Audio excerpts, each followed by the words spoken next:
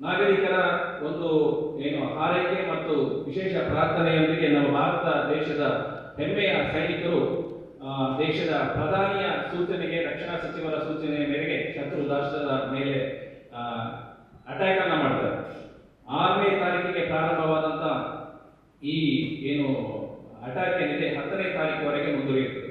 ಈ 9ನೇ ತಾರೀಕಿಗೆ ನಮ್ಮ ಸೀಮೆ ದೇವಸ್ಥಾನದಲ್ಲಿ ಸೀಮೆಯ ಆಡಳಿತ ಸಮಿತಿ, ಜೀರ್ಣೋದ್ಧಾರ ಸಮಿತಿ ಮತ್ತು ಇತರ ಸಮಿತಿಗಳ ಮತ್ತು ಸೀಮೆಯ ಭಕ್ತಾಭಿಮಾನಿಗಳ ಸಮ್ಮುಖದಲ್ಲಿ ಸೀಮೆಯ ದೇವರಿಗೆ ನಾವು ಒಂದು ವಿಶೇಷ ಪ್ರಾರ್ಥನೆಯನ್ನ ಸಲ್ಲಿಸ್ತೇವೆ. ಈ ದಾಳಿಯನ್ನ ನಡೆಸುತ್ತಿರುವಂತಹ ನಮ್ಮ ದೇಶದ ಸೈನಿಕರೇನಿದ್ದಾರೆ ಎಲ್ಲರೂ ಸುರಕ್ಷಿತವಾಗಿರಬೇಕು ಮತ್ತು ಈ ದಾಳಿ ಯಶಸ್ವಿಯಾಗಬೇಕು. ಅದಕ್ಕೆ ಮಲ್ಲಿಕಾರ್ಜುನ ಸಂಪೂರ್ಣ ಅನುಗ್ರಹ ಬೇಕು ಅಂತ ಹೇಳುವಂತಹ ವಿಶೇಷ ಪ್ರಾರ್ಥನೆಯೊಂದಿಗೆ ನಾವು ಒಂದು ವಿಶೇಷ ಸೇವೆಯನ್ನು ಕೂಡ ಈ ಕ್ಷೇತ್ರದಲ್ಲಿ ಸಲ್ಲಿಸಿದ್ದೇವೆ. ಅದರ ಪ್ರಾರ್ಥನೆಯ ಫಲವಾಗಿ ಸೀಮಾಧಿಪತಿ ಮತ್ತು ಎಲ್ಲ ಸಕಲ ದೇವರುಗಳ ಮತ್ತು ಈ ದೇಶದ ನಾಗರಿಕರ ಹಾರೈಕೆ ಮತ್ತು ಪ್ರಾರ್ಥನೆಯ ಫಲವಾಗಿ 9ನೇ ತಾರೀಕಿಗೆ ನಮ್ಮ ಶತ್ರು ರಾಷ್ಟ್ರ ಕದನ ವಿರಾಮವನ್ನ ಘೋಷಿಸಬೇಕು ಅಂತ ಹೇಳುವಂತ ಒಂದು ಬೇಡಿಕೆಯನ್ನ ಇಟ್ಟು ದೇಶ ಅಮೆರಿಕ ಮತ್ತು ಇತರ ರಾಷ್ಟ್ರಗಳ ಮನ್ನಣೆ ಮಾಡಿದ ಕಾರಣ ಒಂದು ಕದನ ವಿರಾಮವನ್ನ ಘೋಷಣೆ ಮಾಡಿದೆ. ಅದರ ನಂತರ ಬಹುಶಃ ಕದನ ವಿರಾಮ ಘೋಷಣೆ ಅಂತ ಹೇಳಿದ್ರೆ ನಮ್ಮದು 100% ಅದು ಜಯ. ಯಾಕಂತ ಹೇಳಿದ್ರೆ ಈ ಒಂದು ರಾತ್ರಿ ನಮಗೆ ಸಿಕ್ಕಿದ್ರೆ, ನಮ್ಮ ಸೈನಿಕರಿಗೆ ಸಿಕ್ಕಿದ್ರೆ ಇತಿಹಾಸದ ಪುಟಗಳಿಂದ ಪಾಕಿಸ್ತಾನ ಅಂತ ಹೇಳುವಂತಹ ಒಂದು ದೇಶ ಮರೆಮಾಚಿ ಹೋಗ್ತಾ ಇದೆ. ಇಂತಹ ಒಂದು ಐತಿಹಾಸಿಕ ಜಯದ ಹಿನ್ನೆಲೆಯಲ್ಲಿ ನಾವು ಪ್ರಾರ್ಥಿಸಿದ ಸೀಮಾಧಿಪತಿಗೆ ಒಂದು ಸೇವೆಯನ್ನು ಸಲ್ಲಿಸಬೇಕು ಅಂತ ಹೇಳುವಂಥದ್ದು ನಮ್ಮ ಹಿಂದಿನ ಜೀರ್ಣೋದ್ಧಾರ ಸಮಿತಿ ಮತ್ತು ಆಡಳಿತ ಸಮಿತಿ ಮತ್ತು ಸೇವಾ ಸಮಿತಿಯ ಜಂಟಿ ಸಭೆಯಲ್ಲಿ ತೀರ್ಮಾನ ಆಯಿತು. 1ನೇ ತಾರೀಕಿಗೆ ನಾವು ಈ ಕಾರ್ಯಕ್ರಮವನ್ನು ಹಮ್ಮಿಕೊಳ್ಳಬೇಕಿತ್ತು. ಆದರೆ ಮಳೆಯ ಕಾರಣದಿಂದ ಮತ್ತು ನಮ್ಮ ಜಿಲ್ಲೆಯಲ್ಲಿ ನಡೆದಂತಹ ಒಂದು ಅಹಿತಕರ ಘಟನೆಯ ಹಿನ್ನೆಲೆಯಲ್ಲಿ ವಿಶೇಷಾಜ್ಞೆ ಇದ್ದ ಕಾರಣ ನಾವು ಈ ಕಾರ್ಯಕ್ರಮವನ್ನು ಅನಿವಾರ್ಯವಾಗಿ ಇವತ್ತಿಗೆ ಮುಂದೂಡಿದೆವು.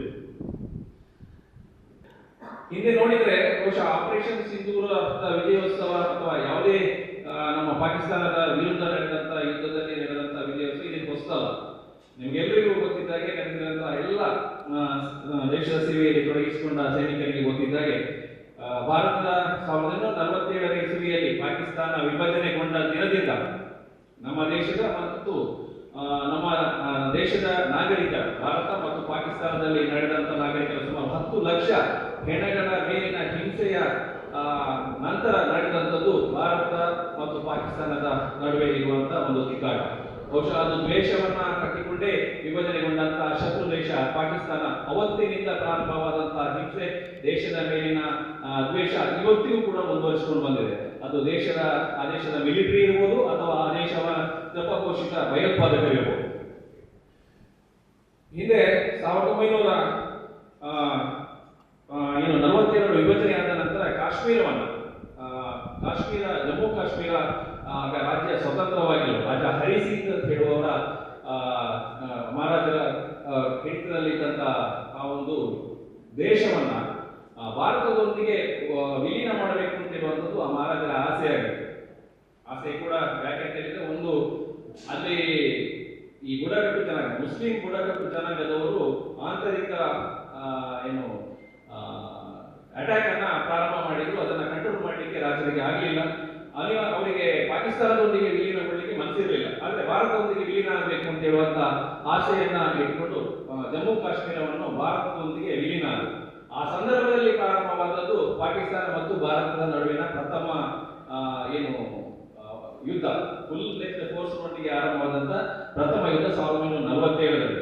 ಅದು ಮತ್ತೆ 1948ರಲ್ಲಿ ಸೀಸ್ ಫೈರ್ ನೊಂದಿಗೆ 40ರ ಕದನ ವಿರಾಮದೊಂದಿಗೆ ವಿಶ್ವಸಂಸ್ಥೆ ಮತ್ತು ಆಗಿನ UN ಯುನೈಟೆಡ್ ನೇಷನ್ ಅವರ ಮಧ್ಯಸ್ಥಿಕೆಯಲ್ಲಿ ಮತ್ತೆ ಸೀಸ್ ಫೈರ್ ಅಲ್ಲಿ ಅದು ಮುಕ್ತಾಯವಾಗುತ್ತದೆ. ಮತ್ತೆ ನಡೆದಂಥದ್ದು 1965ರ ಯುದ್ಧ, ತಾಷ್ಕೆಂಟ್ ಒಪ್ಪಂದದೊಂದಿಗೆ. ಅದರಲ್ಲಿ ಕೂಡ ಭಾರತ ಜಯಗಳಿಸಿ ಅನಿವಾರ್ಯವಾಗಿ ಮತ್ತೆ ಪಾಕಿಸ್ತಾನ ಮಂಡಿಯೂರಿ ಬೇರೆ ದೇಶಗಳ ಏನು ಸಹಕಾರವನ್ನು ಪಡೆದುಕೊಂಡು ಮತ್ತೆ ಯುದ್ಧ ವಿರಾಮಕ್ಕೆ ಅವರು ಪ್ರಾರ್ಥನೆಯನ್ನ ಮಾಡಿಕೊಂಡು ಬಚಾವಾಗಿ ಬಿಡ್ತಾರೆ.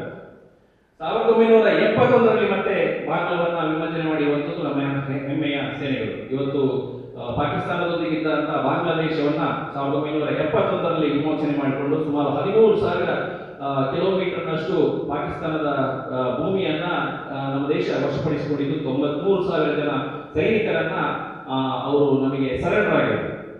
ಅವತ್ತು ನಡೆದಂತಹ ಶಿಮ್ಲಾ ಒಪ್ಪಂದದ ಪ್ರಕಾರ ಅವರನ್ನೆಲ್ಲ ಹಿಂದಿರುಗಿಸಿ 13,000 ಭೂಮಿಯನ್ನು ಕೂಡ ಹಿಂದಿರುಗಿಸಿ ನಾವು ಒಂದು ಆಯಕಟ್ಟಿನ ಕೆಲವು ಪ್ರದೇಶಗಳನ್ನು ಉಳಿಸಿಕೊಂಡು ಭಾರತ ಇಲ್ಲಿನ ಏನು ಹಿಂದೆ ಏನು ವಿಭಜನೆಗೊಂಡಾಗ ಇತ್ತು ಅದೇ ರಾಜಕೀಯ ವ್ಯವಸ್ಥೆಯಲ್ಲಿ ಮುಂದುವರಿತಾ ಬಂತು. ಆದರೆ ಶತ್ರು ದೇಶ ಪಾಕಿಸ್ತಾನ ಮತ್ತೆ ತನ್ನ ಬಾಲವನ್ನು ಬಿಟ್ಟಿಲ್ಲ. 3 ಬಾರಿ ಭಾರತದಿಂದ ಹೀನಾಯವಾದ ಸೋಲನ್ನು ಕಂಡರೂ ಕೂಡ ಮತ್ತೆ ಮತ್ತೆ ಭಾರತದ ಮೇಲೆ ಅಟ್ಯಾಕ್ಗಳನ್ನು ಮಾಡ್ತಾನೆ ಬಂತು. ನಿಮಗೆಲ್ಲ ಗೊತ್ತಿರುವ ಹಾಗೆ 1919ರಲ್ಲಿ ಕಾರ್ಗಿಲ್ ನಡೆದಂತಹ ಯುದ್ಧ, ಸುಮಾರು 2-3 ತಿಂಗಳು ಕಾಲ ನಡೆದಂತಹ ಯುದ್ಧದಲ್ಲಿ ಮತ್ತೆ ನಮ್ಮ ದೇಶದ ಸೈನಿಕರು ಪಾಕಿಸ್ತಾನದ ಮೇಲೆ ಜಯವನ್ನು ದಾಖಲಿಸ್ತಾ ಇದ್ದಾರೆ. ಆಮೇಲೆ ಫುಲ್ ಫ್ಲೆಜ್ ವಾರ್ ನಡೆದಿದ್ರು ಕೂಡ ನಾನಾಗಲೇ ಹೇಳಿದಾಗೆ ಪಾಕಿಸ್ತಾನದ ಕೃಪಾಪೋಷಿತ ಏನು ಉಗ್ರಗಾಮಿ ಸಂಘಟನೆಗಳೇನಿದೆ ಅವರನ್ನ ಮುಂದಿಟ್ಟುಕೊಂಡು ಹಿಂದೆ ಪಾಕಿಸ್ತಾನ ಸೇನೆ ತನ್ನ ಕಪಟ ಬುದ್ಧಿಯನ್ನ ಮುಂದುವರಿಸಿಕೊಂಡು 1901ರಲ್ಲಿ ನಡೆದಂತ ಮುಂಬೈ ಇರ್ಬೋದು, ನಮ್ಮ ಪಾರ್ಲಿಮೆಂಟ್ ಅಟ್ಯಾಕ್ ಇರ್ಬೋದು, ದೇಶದ ಸಾರ್ವಭೌಮತೆಗೆ ಧಕ್ಕೆ ತಂದಂತಹ ಪಾರ್ಲಿಮೆಂಟ್ ಅಟ್ಯಾಕ್ ಇರ್ಬೋದು, 2008ರಲ್ಲಿ ನಡೆದಂತ ಮುಂಬೈ ಅಟ್ಯಾಕ್ ಇರ್ಬೋದು, ಈ 2 ಅಟ್ಯಾಕ್ಗಳಲ್ಲಿ ಕೂಡ ಪಾಕಿಸ್ತಾನ ಪೋಷಿತ ಸೈನಿಕರು ನಮ್ಮ ದೇಶದ ಮೇಲೆ ಅಟ್ಯಾಕ್ ಅನ್ನ ಮಾಡಿದರು. ಪ್ರತಿ ಹಂತದಲ್ಲಿ ಕೂಡ ನಮ್ಮ ಸೈನಿಕರು ಅವರಿಗೆ ತಕ್ಕ ಉತ್ತರವನ್ನು ನೀಡುತ್ತಾ ಬಂದರೂ ಕೂಡ ನಮಗೆ ಇಲ್ಲಿ ಕೂಡ ಅವರ ಬಗ್ಗೆ ಪಾಕಿಸ್ತಾನ ಮತ್ತೆ ಹೇಳುವುದು ಏನು ಅಂತ ಹೇಳಿದ್ರೆ, ನಾವು ಭಯೋತ್ಪಾದಕನೆಯನ್ನ ಪ್ರೇರಣೆ ಮಾಡ್ತಾ ಇಲ್ಲ, ಅವರು ನಮ್ಮ ದೇಶದವರೆಲ್ಲ ಈ ತರದ ಏನು ಒಂದು ಜಾರಿಕೆಯ ಕ್ರಿಯೆಯನ್ನ ಮಾಡ್ತಲೇ ಬಂದಿತ್ತು. ನಂತರ ನಡೆದಂಥದ್ದು ಭೀಕರವಾದಂತಹ ಪುಲ್ವಾಮಾ ಅಟ್ಯಾಕ್. ದೇಶದ ಸೈನಿಕರು ಸಂಚರಿಸುತ್ತಿದ್ದಂತಹ ಒಂದು ಸೈನ್ಯದ ವಾಹನದ ಮೇಲೆ ಅಡಗಿ ಕೂತು ದಾಳಿ ಮಾಡಿ ಸುಮಾರು 40 ಜನ ಸೈನಿಕರ ಸಾವಿಗೆ ಕಾರಣವಾದಂತಹ ಒಂದು ಹೇಯ ಕೃತ್ಯ. ಈ ಸಂದರ್ಭದಲ್ಲಿ ಅವತ್ತು ಕೂಡ ನಮ್ಮನ್ನ ಏನು ಪ್ರಧಾನಿಯಾಗಿ ಈ ದೇಶದ ಚುಕ್ಕಾಣಿಯನ್ನ ಹಿಡಿದಂತ ಪ್ರಧಾನಿ ಮೋದಿಯವರು ಅವತ್ತು ಭಾರತದ ಪಾಕಿಸ್ತಾನದ ಭೂಪಟವನ್ನ ಪ್ರವೇಶ ಮಾಡಿ ಅವರದೇ ಏನು ದೇಶದಲ್ಲಿ ಅಲ್ಲಿರುವಂತಹ ಉಗ್ರರ ಅಡಗುತಾಣಗಳ ಮೇಲೆ ದಾಳಿ ಮಾಡಿದಂತ ನಿದರ್ಶನ ಮತ್ತು ಪಾಕಿಸ್ತಾನಕ್ಕೆ ಮುಟ್ಟಿ ನೋಡಿಕೊಳ್ಳುವಂತ ತಿರುಗೇಟನ್ನ ನಿಂತಿದಂತ ಹೆಮ್ಮೆಯ ಪ್ರಧಾನಿಯವರು 2019ರಲ್ಲಿ ಬಾಲ್ಕೋಟ್ ಏರ್ ಸ್ಟ್ರೈಕ್ ಅನ್ನ ಮಾಡಿ ಮತ್ತೊಮ್ಮೆ ಪಾಕಿಸ್ತಾನದ ಜಗತ್ತಿನ ಮುಂದೆ ತೀವ್ರ ಮುಖವನ್ನು ಮಾಡಿದಂತ ಕೆಲಸವನ್ನು ಮಾಡಿದ್ದಾರೆ. ಮತ್ತು ಕೂಡ ಬುದ್ಧಿಯನ್ನ ಕಲಿಯದಂತ ಪಾಕಿಸ್ತಾನ ಈಗ ಮೊನ್ನೆ ನಡೆದಂತ ಪಹಲ್ಗಾಮ್ ಅಟ್ಯಾಕ್ ನಲ್ಲಿ ಯಾವುದೋ ಮನೆಯವರೊಂದಿಗೆ ಸುಂದರ ಕಾಶ್ಮೀರದಲ್ಲಿ ಅವರ ಸುಂದರ ರಜಾ ದಿನಗಳನ್ನ ಕಳಿಬೇಕು, ಅವರೊಂದಿಗೆ ಆತ್ಮೀಯರೊಂದಿಗೆ ಇರಬೇಕು ಅಂತ ಹೇಳುವಂತ ಒಂದು ಸಂದರ್ಭದಲ್ಲಿ ಮುಕ್ತ ಜೀವಗಳನ್ನ ಬಲಿ ತೆಗೆದುಕೊಂಡಂತ ದಿನ. ಅವತ್ತು ಬಹುಶಃ ಇನಫ್ ಇಸ್ ಇನಫ್ ಅಂತ ಹೇಳುವಂತ ಒಂದು ನಿರ್ಧಾರಕ್ಕೆ ಬಂದಂತ ನಮ್ಮ ಪ್ರಧಾನಿ ಪ್ರಧಾನಿ ಮೋದಿಯವರು ಮತ್ತು ಎಲ್ಲ ದೇಶದ ಸಮಸ್ತ ನಾಗರಿಕರ ಹಾರೈಕೆ ಕೂಡ ಅದೇ ಆಗಿತ್ತು, ಆಶಯ ಕೂಡ ಅದೇ ಆಗಿತ್ತು. ಪಾಕಿಸ್ತಾನವನ್ನ ಇನ್ನೂ ನಾವು ಅವರನ್ನ ತೆಗೆದುಕೊಳ್ಳುವಂತ ಪರಿಸ್ಥಿತಿಯಲ್ಲಿಲ್ಲ. ಯಾಕಂದ್ರೆ ಭರಾಟೆಯಾದ ಭಾರತ ಇದ್ರು ಎಲ್ಲೋ ಒಂದು ರಾಜ್ಯದಷ್ಟು ಭೂಮಿಯನ್ನ ಹೊಂದಿರುವಂತ ಒಂದು ರಾಜ್ಯದ ಎಕಾನಮಿಯನ್ನು ಕೂಡ ಹೊಂದಿರುವಂತಹ ರಾಷ್ಟ್ರ ಈ ರೀತಿ ತೊಂದರೆ ಕೊಡ್ತಾ ಇದೆ ಅಂತ ಹೇಳಿದ್ರೆ ನಾವು ಅದನ್ನ ಸಹಿಸಲಿಕ್ಕೆ ಸಾಧ್ಯ ಇಲ್ಲ ಅಂತ ಹೇಳುವಂತ ನಿರ್ಧಾರಕ್ಕೆ ಬಂದು ಸಂಪೂರ್ಣವಾದ ಅಧಿಕಾರವನ್ನ ಸೇನೆಗೆ ನೀಡಿ ಕೇವಲ 3 ದಿನಗಳ ಅಟ್ಯಾಕ್ಗಳಲ್ಲಿ ಪಾಕಿಸ್ತಾನದ ಮೇಜರ್ ಏರ್ ಸ್ಟ್ರೈಕ್ಗಳನ್ನ, ಏರೋಡ್ರಮ್ಗಳನ್ನ, ರಾಜ್ಯಗಳನ್ನ, 8 ಭಯೋತ್ಪಾದಕ ಶಿಬಿರಗಳನ್ನ ನಾಶ ಮಾಡಿದಂತಹ ಹೆಮ್ಮೆಯ ಸೇನೆ ಜಯಗಳಿಸಿ ಇವತ್ತು ಭಾರತದ ಹೆಸರನ್ನ ಪ್ರಪಂಚದಲ್ಲಿ ಮತ್ತು ಭಾರತದ ಶಕ್ತಿಯನ್ನ ಪ್ರಪಂಚಕ್ಕೆ ತೋರಿಸಿಕೊಂಡಂತಹ ದಿನ. ಈ ವಿಜಯೋತ್ಸವವನ್ನು ನಾವೆಲ್ಲರೂ ಆಚರಿಸಬೇಕು. ಸೈನಿಕರು ವೇದಿಗಳ ಮೇಲೆ ಮಾಡುವಂತಹ ದಾಳಿಗಳಾಗಲಿ ನೇರವಾಗಿ ನೋಡುವಂತ ಅವಕಾಶಗಳು ಬಹುಶಃ ನಾವು ಇದೆಲ್ಲ ಪಿಕ್ಚರ್ಗಳಲ್ಲಿ ನೋಡ್ತಾ ಇದ್ದೇವೆ. ನಿಜ ಜೀವನದಲ್ಲಿ ಹೀಗೂ ಆಗ್ತಾ ಇದೆಯಾ ಅನ್ನುವಂಥ ಒಂದು ವಿಚಾರಗಳನ್ನು ಇವತ್ತು ತಿಳ್ಕೊಳ್ಳೋದಕ್ಕೆ ಸಾಧ್ಯ ಆಗ್ತದೆ. ಬಹುಶಃ ಇದಕ್ಕೆ ನಾವು ಹೇಳ್ತೇವೆ ಮಿಲಿಟರಿಗೆ ಹೋಗಿದ್ದಾರೆ ಅಷ್ಟು ಮಾತ್ರ ನಮಗೆ ಗೊತ್ತಿರ್ತದೆ. ಅಲ್ಲಿ ಎಂತೆಂಥ ಹುದ್ದೆಗಳನ್ನು ಅಲಂಕರಿಸಿದ್ದಾರೆ.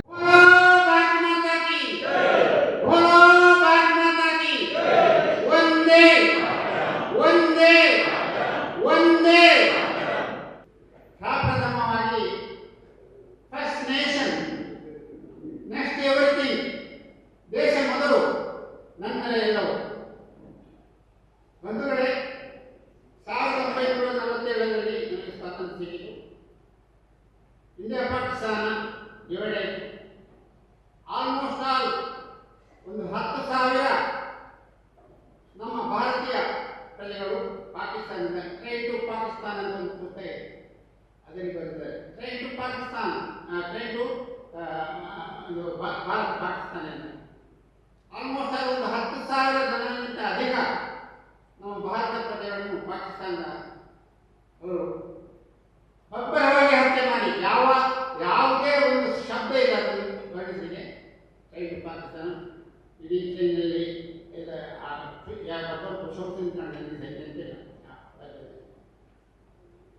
ನಂತರದ ದಿನಗಳಲ್ಲಿ ನಮಗೆ ಸ್ವಾತಂತ್ರ್ಯ ಸಿಕ್ಕಿತು.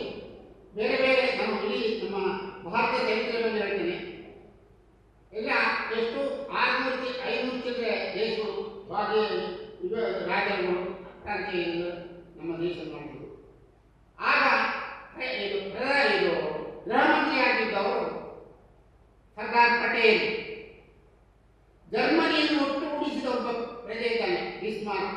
ಒಂದು ಗಾದೆ ಇದೆ, 1000 ಬಿಸ್ಮಾರ್ಕರಿಗೆ ಒಬ್ಬ ಪಟೇಲ. ಇದು ನೆನಪಿಟ್ಟುಕೊಳ್ಳಬೇಕಾದ ವಿಷಯ. 1965ರಲ್ಲಿ ಪ್ರಪ್ರಥಮವಾಗಿ ವೆಸ್ಟರ್ನ್ ಏರ್ ಕಮಾಂಡ್ನಲ್ಲಿ ಮೋಸ್ಟ್ ಪಠಾನ್ಕೋಟ್, ಆದಂಪುರ, ಹಲ್ವಾರ, ರಾಜಸ್ಥಾನದ ಸೂರತ್ ಮೊದಲಾದರಲ್ಲಿ ಪಾಕಿಸ್ತಾನ ಅಚಾನಕವಾಗಿ ವಾಯುನೆಲದ ಮೇಲೆ ದಾಳಿ ಮಾಡಿದೆ. September 5, 1965 I was on duty. ನಮ್ಮ ನೆರೆಯ ಕೂರ್ಜಿನವರು AB Devaiah squadron Ajjamada B Devaiah, fighter pilot number 1 squadron of Indian air force. At that time it was French ministerial. Now it is known as Rifle. Twice as sound of it, supersonic, twice sound of it. ಇವರು ಇದ್ದಾಗಿಂದ ನಾನು ಯಾಕಂತ ಹೇಳ್ತೇನೆ, ಯಾವ ಹಂತದಲ್ಲಿ ನಾವು ನಮ್ಮ ಸೈನಿಕರು ಯಾವ ರೀತಿಯಲ್ಲಿ ನಮ್ಮ ಈ ದೇಶದ ರಕ್ಷಣೆಯನ್ನು ಮಾಡಿದ್ದಾರೆ. ಆದಂಪುರ ವಾಯುನೆಲೆಯಿಂದ 7:30 ಗಂಟೆಗೆ ಟೇಕ್ ಆಫ್ ಮಾಡಿದ 3 ಪೈಲಟ್, ಅದರಲ್ಲಿ ಒಬ್ಬರು ಸ್ಕ್ವಾಡನ್ ಇಟ್ಟಿದ್ದೇವೆ, ಅವರ ಎಡಕ್ಕೆ ಮತ್ತು ಬಲಕ್ಕೆ ಅವರ ಗಾರ್ಡ್ ಆಗಿ ಬೇರೆ 2 ಪೈಲಟ್ಸ್ಗಳು. ಅವರಿಗೆ ಮೇನ್ ಉದ್ದೇಶ ಮುಖ್ಯ Sargodha air force of Pakistan. Squadron AB Devaya, he bombed Sargoda Air Force, but it was a bomb. When he was returning, ಪಾಕಿಸ್ತಾನದ ಪೈಲಟ್ ಖಾನ್ ಅಂತೇಳಿ ಅವರು 3 ಜನ ಕೂಡಿ ನಮ್ಮ ಸ್ಕ್ವಾಡ್ರನ್ ದೇವಯ್ಯನವರ ವಿಮಾನವನ್ನು ಶೂಟ್ ಮಾಡಿ ಧ್ವಂಸಗೊಳಿಸಿದರು. ಅವರು missing, squadron Devaiah missing, because whatever when pilot is going to the scramble or anything, you should issue a revolver pistol for his self-defense. Suppose he is based out in enemy territory, he can shoot some, even he can shoot some animals and take their blood for survival. That was the system. Suppose a pilot bails out in sea, there is like this ejection seat is there. There is no other alternative ಅಂತ ಹೇಳುವಾಗ ಒಂದು hand ಕೊಟ್ಟಿದ್ದಾರೆ, ಅದನ್ನು ಹೇಳಿದ್ರೆ ಎಲ್ಲ automatic ಆಗಿ ಅವರು ಕೂತಂತಹ ಆ ಸೀಟ್ ಇದೆಯಲ್ಲ ಅದರಲ್ಲಿ ಒಂದು ನಾವು ಹೇಳಿದ್ರೆ ಸ್ಟವ್, ಸಾಲಿಡ್ ಫ್ಯೂಯಲ್ ಸ್ಟವ್, ಒಂದು ಇದೊಂದು ಗಾಳದ ಇದು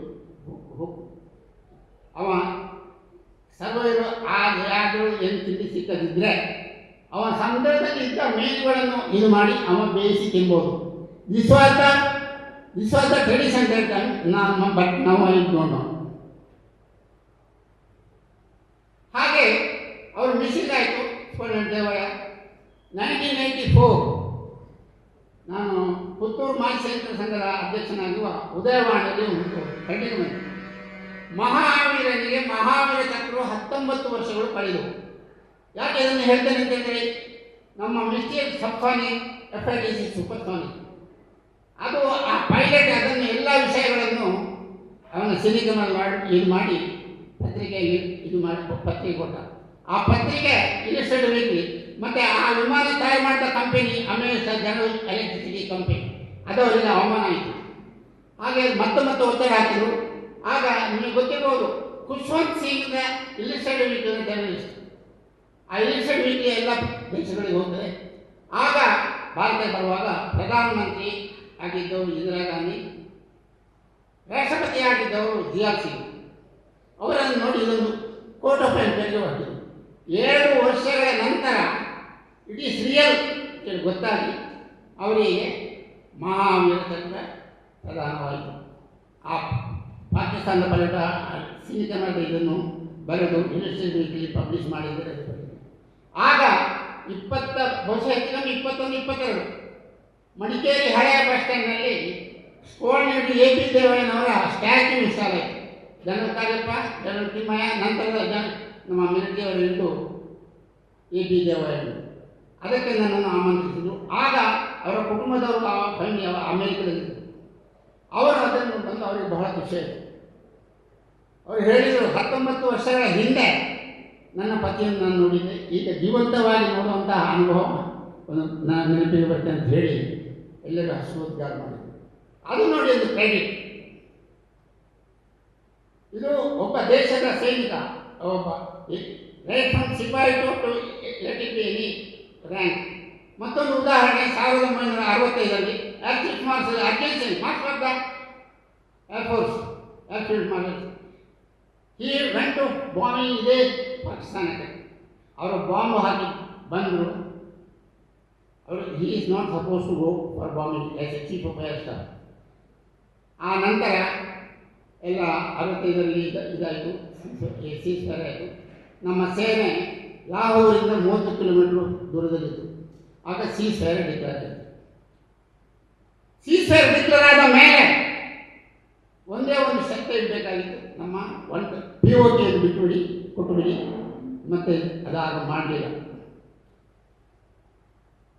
65ರಲ್ಲಿ ಅಂತಹ ಒಂದು ಘಟನೆ ನಡೆದೋಯಿತು. ಅದು ಈಗಲೂ ಸಹ ಆ ಟೈಮ್ನಲ್ಲಿ ಭಾರತದ ನಮ್ಮ ದೇಶದ ಚುಕ್ಕಾಣಿ ಹಿಡಿದವರು ಡೈರೆಕ್ಟರ್ ಪ್ರಧಾನಮಂತ್ರಿ, ನಮ್ಮ ಆರ್ಮಿ, ನೇವಿ, ಏರ್ಫೋರ್ಸ್ ನಂತರ ಅವರ ಒಂದು ಡಿಸಿಷನ್ ತಗೊಳ್ಳಿಲ್ಲ. ಉದಾಹರಣೆಗೆ ಈಗಾಗಲೇ ಉಲ್ಲೇಖ ಮಾಡಿದರು, Balakot strike first when after Modi took over the prime minister of India, right from that time onwards. ಈಗ ನೋಡಿರ್ಬೋದು ನಿಮಗೆ ಆ ಜಮ್ಮು ಕಾಶ್ಮೀರದ ಆ ಸಮಸ್ಯೆಯನ್ನು ಆಗಲಿ ಬಗೆಹರಿಸುವುದು. ನಂತರ 1971ರಲ್ಲಿ Bangla liberation, chief of commander of eastern military command major general Jacob, you was the overall in charge. Bangla liberation ಆಯಿತು. 93,000 ಸೈನಿಕರು ನಮಗೆ ಶರಣಾಗತರಾದರು. ಆಗ ಒಂದು ನಮ್ಮ ಸಿಮ್ಲಾ ಒಪ್ಪಂದ ಮಾಡಿಕೊಂಡು ನಮ್ಮ ಜಿಲ್ದಿಟ್ಟು ಮತ್ತು ಕಳೆದೋದ ಸ್ಥಳವನ್ನು ಇಟ್ಟರು. ಆಗ ಯಾರೂ ಇದಕ್ಕೆ ಮನಸ್ಸು ಮಾಡಲಿಲ್ಲ. ಆಗನ ಆಡಳಿತ ಅಷ್ಟು ವಿಫಲವಾಗಿತ್ತು.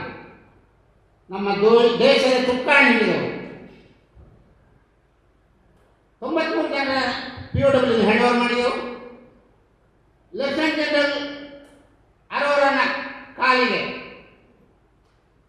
ಶರಣಾಗತರಿಗೆ ಲೆಫ್ಟಿನೆಂಟ್ ಜನರಲ್ ನಿಯಾಜಿ ಅವನ ಶಸ್ತ್ರಾಸ್ತ್ರಗಳನ್ನು ಹಿಡಿದು ಸೆಲ್ಯೂಟ್ ಮಾಡಿ ಶರಣಾಗತನಾದ. ಇದೆಲ್ಲ ಮುಗಿದ ನಂತರ overall in command is major general Jacob is not Indian origin, he is A origin of Israel. ಅವರಿಗೆ ಎಲ್ಲ ಸಹಕಾರಗಳನ್ನು ಅವರಿಗೆ ಯಾವುದು ದೇಶಾಂತರವಾಗಿ ಅವರ ಸ್ವಂತ ಭೂಮಿಯನ್ನು ಕಳ್ಕೊಂಡು ಇದು ಮಾಡ್ತಿದ್ರು. ಅದರಲ್ಲಿ ಮೇಜರ್ ಜನರಲ್ ಜಾಕೋಬ್ ಮತ್ತೊಬ್ಬ ಅಲ್ಲಿನ ಪ್ರಥಮ ಪ್ರಧಾನಿ ನಮ್ಮ ಬೆಂಗಳೂರಿನ AFT ಟೆಕ್ನಿಕಲ್ ಕಾಲೇಜಿನಲ್ಲಿ ಟ್ರೈನಿಂಗ್ ಆಗಿ ಆಮೇಲೆ ಪ್ರಥಮವಾಗಿ ಪ್ರಧಾನಮಂತ್ರಿ ಆದವ ಸೈಮನ್ ಜೋಳು. ಅವರಿಗೆ ಎಷ್ಟು ದೇಶಭಕ್ತಿ ಇದ್ದರೆ ಅದು ಇಸ್ರೇಲಿನಿಂದ ಕಡಿಮೆ. ಆಗ ಇಸ್ರೇಲ್ ಮೇಜರ್ ಜನರಲ್ ಜಾಕೋಬ್ನ ಕಮಾಂಡ್ನಲ್ಲಿ ಅವರು ಸರೆಂಡರ್ ಆದರು. ಇಸ್ರೇಲಿಯವರಿಗೆ ಆಮಂತ್ರಣ ಕೊಟ್ಟರು, ನೀವು ನನ್ನ ದೇಶಕ್ಕೆ ಬಾ ಅಂತ. ಅವರು ಆಲೋಚನೆ ಮಾಡಿದಂತೆ ಅವರು ಒಂದು ಮಾತು ಹೇಳಿದ್ದಾರೆ, ನಾನು ಈ ದೇಶದಲ್ಲಿ ಹುಟ್ಟಿದ್ದೇನೆ, ಈ ದೇಶದ ಗಾಳಿಯನ್ನು ಸೇರಿದ್ದೇನೆ, ಗಂಗಾ ಮಾತೆಯ ನೀರನ್ನು ಕುಡಿದಿದ್ದೇನೆ, ಏನಾದರೂ ನಾನು ಈ ದೇಶವನ್ನು ಬಿಟ್ಟೋದಿಲ್ಲ. ಮಣ್ಣಿನಲ್ಲಿ ಮಣ್ಣಾದರೆ ನಾನು ಭಾರತದಲ್ಲಿ ಮಣ್ಣಾಗ್ತೇನೆ, ಅದು ನೋಡಿ ದೇಶ ಪ್ರೇಮ. ಈ may be from any country. ಅಂತಹ ಒಂದು ಧೀರ ವ್ಯಕ್ತಿ. ಅವರ ಅನಂತರ ಗವರ್ನರ್ ಆಗಿಲ್ಲ ಇದು ತಗೊಂಡು ಇದು ಮಾಡಿದರು. ಇದು 71 ವಯಸ್ಸು. ಈಗ ಲೇಟೆಸ್ಟ್ ಅಂತ ಹೇಳೋದಿದ್ರೆ ಈಗ ಮೊನ್ನೆ ಇತ್ತೀಚಿನ ಆಪರೇಷನ್ ಸಿಂಧೂರ್ ನಿಮಗೆಲ್ಲ ಗೊತ್ತುಂಟು. ಆಪರೇಷನ್ ಸಿಂಧೂರ್ನಲ್ಲಿ ನಾನು ಹೇಳ್ತಿದ್ದೆ POK first, our target is POK first. ನಾನು ಹೇಳ್ತಿದ್ದೆ ನನ್ನ ಕಮೆಂಟ್ಸ್, ನಾವು POK ಅನ್ನು ಹಿಡ್ಕೊಳ್ಬೇಕಿತ್ತು, ಸ್ವಾಧೀನ ಮಾಡಿಕೊಳ್ಬೇಕಿತ್ತು. ಆದರೆ ಅದು ಅದರ ಮೊದಲೇ ಏನೋ ಅಮೇರಿಕಂತೆ ಇವರಂತೆ ಮಾಧ್ಯಮದಲ್ಲಿ ಬರ್ತಾರಲ್ಲ, ಮತ್ತೆ ಹೇಳ್ತಾನೆ ನಾನು ಹೇಳಲಿಲ್ಲ ಅಂತೇಳಿ ಅನಿಸ್ತೀವಿ. ನಾವು ನಿಜವಾಗಿ ಒಂದು 11 ಟಾರ್ಗೆಟ್ ಕೊಟ್ಟಿದ್ದೇವೆ ಆಪರೇಷನ್ ಸಿಂಧೂರ್ನಲ್ಲಿ. ನಾವು ಏನನ್ನು ಸಾಧಿಸಿದ್ರೆ ಆಗಲಿಲ್ಲ 1965ರಲ್ಲಿ ಮತ್ತೆ ಯಾವುದೇ ಇದರಲ್ಲಿ. ಅದನ್ನು ನಾವು ಸಾಧಿಸಿದ್ದು ಮೊನ್ನೆ 7ರಿಂದ 10ನೇ ತಾರೀಕಿನ ಆ ಇದರಲ್ಲಿ. ಈಗ ಲೇಟೆಸ್ಟ್ ಇತ್ತೀಚಿನ ವರದಿ ಪ್ರಕಾರ 11 ಟಾರ್ಗೆಟ್ ಅಲ್ಲ, 22, 28 ನಾಶ ಮಾಡಿದ್ದಾರೆ. ಮತ್ತೊಂದು ವಿಷಯ, ಪಾಕಿಸ್ತಾನದ ಅಟಮ್ ಬಾಂಬ್ ಅಲ್ಲಿನ ಆಗಿನ ಒಬ್ಬ ಜನರಲ್ ಅದರ ಟಾರ್ಗೆಟನ್ನು ಬೇರೆ ದೇಶದಿಂದ ಕದ್ದು ಇದು ಮಾಡಿದ್ದಾರೆ. ಆಗ ಅದರ ಯಾವ ಮಾಹಿತಿಯನ್ನು ತಿಳ್ಕೊಳ್ಳಿಕ್ಕೆ ನಮ್ಮ ಇಲ್ಲಿಂದ ಒಂದು 7 ಜನರು ನಮ್ಮ ಸೈಂಟಿಸ್ಟ್ಗಳು ಹೋದರು. ಅವರು ಹೋಗ್ತಿದ್ದೆ ಅಂತಂದರೆ ಬಾರ್ಬರ್, ಸ್ವೀಪರ್, ದೋಬಿಯಾಗಿ ಅವರು ಒಬ್ಬರ ಹೇರ್ ಕತ್ತರಿಸಿದಂತೆ ಕಟ್ ಮಾಡಿದ್ದಾರೆ. ಆಗ ಅವರಿಗೆ ತಲೆಯಲ್ಲಿ ಒಂದು ಇದೆಂತ ರೇಡಿಯೇಷನ್ ಬರ್ತದೆ ಅಂತಂದಿದೆ. ಅದು ಗೊತ್ತಾಗಿ ಆಗ ಮೊರಾರ್ಜಿ ದೇಸಾಯಿ ಪ್ರೈಮ್ ಮಿನಿಸ್ಟರ್ ಕೂಡಲೇ ಅವರನ್ನು ಕಳಿಸ. ಅದು ಕೂಡಲೇ ಗೊತ್ತಾದಾಗ ಆ 7 ಜನರನ್ನು ಪಾಕಿಸ್ತಾನ ಹತ್ಯೆ ಮಾಡಿ. ಈಗ ಹೇಳ್ತಾರೆ ಅದು ವಾಯುವಿನಲ್ಲಿ ನೂರ್ಖಾನೆ ಅಭ್ಯಾಸ ವಾಯುವಿನಲ್ಲಿ ಅದು ನ್ಯೂಕ್ಲಿಯರ್ ಅದೇ ಇದು ಉಂಟು, ಎಫೆಕ್ಟ್ ಉಂಟು ಅಂತ ಹೇಳ್ತಾರೆ. ನಮ್ಮ ಶತ್ರುಗಳನ್ನು ಹಿಮ್ಮೆಟ್ಟಿಸುವಂತಹ ಒಂದು ಯುದ್ಧವನ್ನು ನಾವು ನೋಡಿ ನಾವೊಂದು ಲಕ್ಕಿ ಅಂತ ಹೇಳ್ಬೋದು. ಈ ಒಂದು ಅಟ್ಲೀಸ್ಟ್ ಕಣ್ಣಿಂದ ನೋಡಿದ್ದೀವಿ, ನಾವು ಪಾರ್ಟಿಸಿಪೇಟ್ ಮಾಡದಿದ್ದರೂ ಕಣ್ಣಿಂದ ನೋಡಿದ್ದೀವಿ ಅಂತ ಒಂದು ಹೆಮ್ಮೆ ಇದೆ ನನಗೆ. ಹಾಗೆ ನಮ್ಮ ಈ ಮುಖಂಡರೊಟ್ಟಿಗೆ ಸೇರಿ ನೀವೆಲ್ಲರೂ ಒಂದು ಮಲ್ಲಿಕಾರ್ಜುನ ದೇವರಲ್ಲಿ ಒಂದು ಸಂಕಲ್ಪ ಮಾಡಿಕೊಂಡು ಅದರ ಫಲವಾಗಿ ಈ ಒಂದು ಆಪರೇಷನ್ ಸಕ್ಸಸ್ ಆಗಿರೋದ್ರಿಂದ ನನಗೆ ತುಂಬ ಹೆಮ್ಮೆಯ ವಿಚಾರ. ಸೊ ನಿಮಗೆಲ್ಲರಿಗೂ ಧನ್ಯವಾದಗಳು. ನಾವು ಈ ಏರಿಯಾದಲ್ಲಿ ಪರಿಚಯ ಆಗಿದ್ವಿ ಮತ್ತು ನಾನು ಇಂಜಿನಿಯರಿಂಗ್ ಸುಳ್ಯದಲ್ಲಿ ಮಾಡಿ ಮತ್ತೆ ಉದ್ಯೋಗ ಬೇಕಲ್ಲ, ಸೊ ಬೆಂಗಳೂರಿಗೆ ಕಟ್ಟಿಕೊಂಡು ಹೋದಾಗ ಈ ನ್ಯೂಸ್ ಪೇಪರ್ಗಳಲ್ಲಿ ಆ್ಯಡ್ ಬರ್ತಾ ಇತ್ತು, join all forces, navy, army ಮತ್ತು ಏರ್ಫೋರ್ಸ್, ನೇವಿ, ಆರ್ಮಿ ಮತ್ತು ಏರ್ಫೋರ್ಸ್ ಅಂತ ಇದೆ. ಸೊ ನಾನು ಏನು ಶುಭ ಗಳಿಗೆಯಲ್ಲಿ ಒಂದು ನ್ಯೂಸ್ ಪೇಪರಲ್ಲಿ ಬಂದ ಅಪ್ಲಿಕೇಶನ್, ಅಲ್ಲಿ 2 ಆಪ್ಷನ್ ಇತ್ತು. ಒಂದು ಸರ್ಫೇಸ್ ನೇವಿ, ಶಿಪ್ಗಳ ಮೇಲೆ ಹೋಗ್ತದೆ ನೀರಲ್ಲಿ, ಇನ್ನೊಂದು ಸಬ್ಮರೀನ್. ಆದರೆ ಹಿಂದೆ ಮುಂದೆ ನೋಡಕ್ಕೆ ಹೋಗಿಲ್ಲ, ಅಲ್ಲಿ ಏನಿತ್ತಂದರೆ 7,000 ಜಾಸ್ತಿ ಅಂತ ಇತ್ತು. ಸೊ ಹಾಗಾಗಿ 7,000ಕ್ಕೆ ಟಿಕ್ ಹಾಕಿ ಅಪ್ಲಿಕೇಶನ್ ಮಾರ್ಕ್ಸ್ ಕಾರ್ಡ್ ಎಲ್ಲ ಕೊಟ್ಟು ಕಳಿಸಿದ್ರು. ಸೊ ನಮ್ಮ 3-4 ತಿಂಗಳ ದೇಶದಿಂದೆಲ್ಲ ಅಪ್ಲಿಕೇಶನ್ ಬರಬೇಕಲ್ವ, ಸೊ 3-4 ತಿಂಗಳಾದಮೇಲೆ ಬಂತು. ಬಂದು ಓಕೆ ನಾನು ಆಗ ಇಲ್ಲಿ MTech ಮಾಡ್ತಾ ಇದ್ದೆ ಹಾಸನದಲ್ಲಿ. ಟ್ರೈನ್ ಟಿಕೆಟ್ ಕೊಡ್ತೀವಿ ನಿಮಗೆ ಬನ್ನಿ, ಪಾಸ್ ಆದರೂ ಫೇಲ್ ಆದರೂ ಅಂತ. ಸೊ ಹಾಗೆ ಅಲ್ಲಿ ಹೋಗಿ ಮೊದಲ ದಿನ ಟೆಸ್ಟ್ ಎಲ್ಲ ಇತ್ತು. ಟೆಸ್ಟಲ್ಲಿ ಪಾಸ್ ಆದ್ವಿ. ಸೊ ಪಾಸ್ ಆದಮೇಲೆ ಇದ್ದರು ನೀವು 25 ಜನ 5 ದಿನ ಇರಬೇಕಾಗತ್ತೆ ಇಲ್ಲಿ. ನಾವು ಬಟ್ಟೆ ತಗೊಂಡು ಹೋಗಲಿಲ್ಲ, ಅಂದಾಜೆ ಇರಲಿಲ್ಲ. ಸೊ ಏನಾಯಿತು, 5 ದಿನ ಅಲ್ಲೇ ಇದ್ವಿ. ಬೇರೆ ಬೇರೆ ಥರದ ಟ್ರೈನಿಂಗ್ಗಳಿತ್ತು.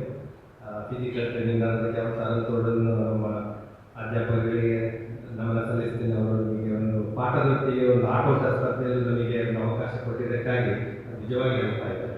ಸೊ ಹಾಗೆ ಅದೆಲ್ಲ ಆಗಿ ಕೊನೆಗೆ ಇಂಟರ್ವ್ಯೂವಲ್ಲಿ ಒಂದು ಕಮಾಂಡ್ ಕೇಳಿದ್ರು, ಓಕೆ ಯಾಕೆ ನೀವು ಸಬ್ಮರೀನ್ ಸೇರ್ತೀಯಾ? ಸ್ವಲ್ಪ ಇವಾಗಷ್ಟು ಸೋಷಿಯಲ್ ಮೀಡಿಯಾದ ಎಲ್ಲ ಕಾರಣ ಸ್ವಲ್ಪ ಸ್ವಲ್ಪ ವಿಚಾರ ಹೇಳಿದೆ. ಸಬ್ಮರೀನ್ ನನಗೆ ಎಲೀಟ್ ಫೋರ್ಸ್ ತುಂಬ ಚಾಲೆಂಜಿಂಗ್ ಇರುತ್ತೆ, ಅದು ಇದು. ಅದಕ್ಕೆ ಕೊನೆಗೆ 7,000 ಜಾಸ್ತಿ ಸಿಗುತ್ತೆ ಅಂತ. ಅದು ಒಂಥರ ಸ್ಮೈಲ್ ಕೊಟ್ಟು ಆಯಿತು, ಅಲ್ಲಿ ಮುಗಿತು. ಮತ್ತೆ ಓಕೆ ಸೆಲೆಕ್ಟ್ ಆದದ್ದು. ಅಷ್ಟೊತ್ತಿಗೆ ನನಗೆ ಟೆನ್ಷನ್ ಆಯಿತು, ಸೇರಬೇಕಲ್ಲ ಅಂತ. ಅದ್ರ ಬಗ್ಗೆ ಯೋಚನೆ ಮಾಡಿರಲಿಲ್ಲ ಜಾಸ್ತಿ. ಅಪ್ಪನಿಗೆ ಫೋನ್ ಮಾಡಿದೆ. ಅಪ್ಪ ಕಾಲೇಜಲ್ಲಿ ಮೊಬೈಲ್ ಇರಲಿಲ್ಲ ಕಾಲೇಜಲ್ಲಿ. ಅಪ್ಪ ಅದರ ಬಗ್ಗೆ ಓಕೆ ಅಂದರು. ಅವರಿಗೆ ಗೊತ್ತಿದ್ದು ಇನ್ನೊಬ್ಬ ಮಗ ಇದ್ದಾನೆ ಅಂತ, ಹೋಗಲಿ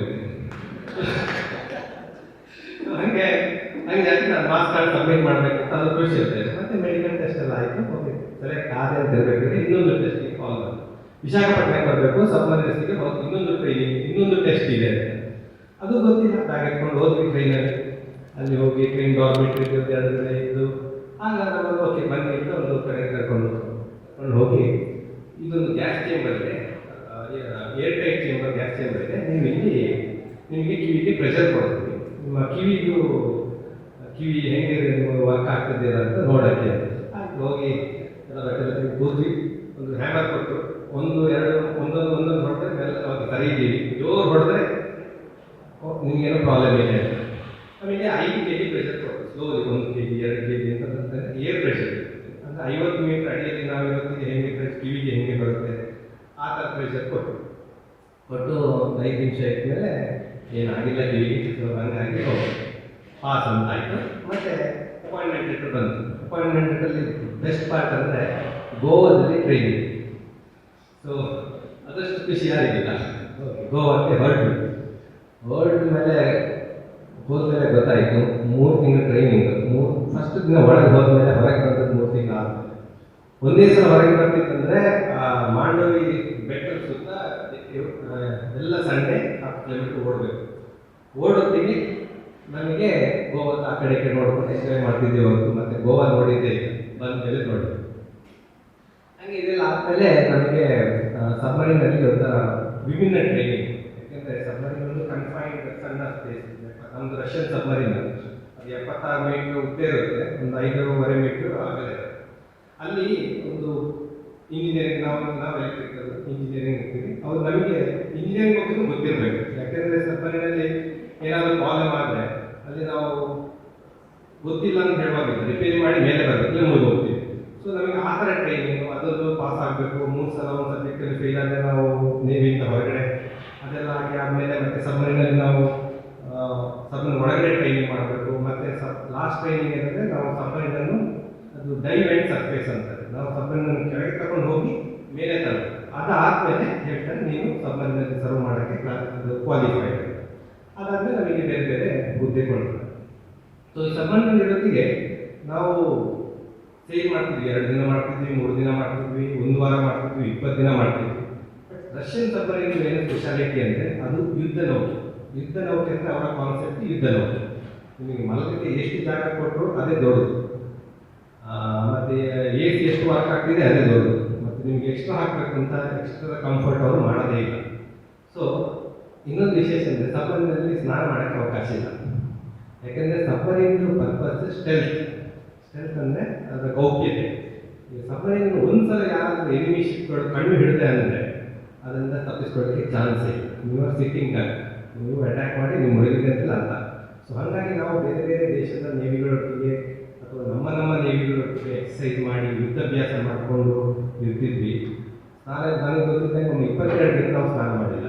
ಎಲ್ಲರೂ ಒಂದೇ ಥರ ಸ್ಮೆಲ್ ಬಂದರೆ ನಮಗೆ ತೊಂದರೆ ಆಗಿಲ್ಲ.